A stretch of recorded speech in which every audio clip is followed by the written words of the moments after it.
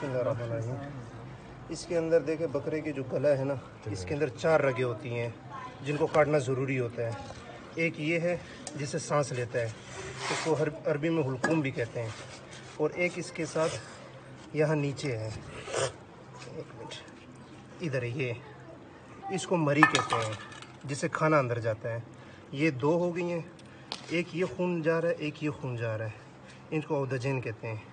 یہ کل 4 رگیں، 1 2 3 4، ان کو کاٹنا ضروری، یہ کٹ جائے بس بکرا کا ذبح ہو گیا، اس کے بعد مزید کاٹنے کی ضرورت نہیں ہے۔ ان میں سے اگر 3 کٹ جائیں، 1 2، ان میں سے ان دونوں میں سے کوئی ایک کٹ جائے تب بھی بکرا ذبح ہو جاتا ہے۔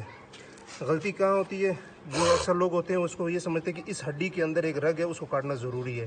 وہ حرام مغز کا ہوتا ہے جس کا دماغ کے ساتھ تعلق ہوتا ہے۔ آپ جیسے ہی اس کو کاٹیں گے یہ خون فوراً رک جائے گا، بکرا ٹھنڈا ہو جائے گا۔ اس کا نقصان یہ ہوتا ہے جو بہتا ہوا خون ہے یہ حرام ہے، یہ خون اندر گوشت کے اندر ہی رہ جاتا ہے، گوشت سے بدبو بھی آتی ہے، ذائقہ بھی خراب ہوتا ہے گوشت کا۔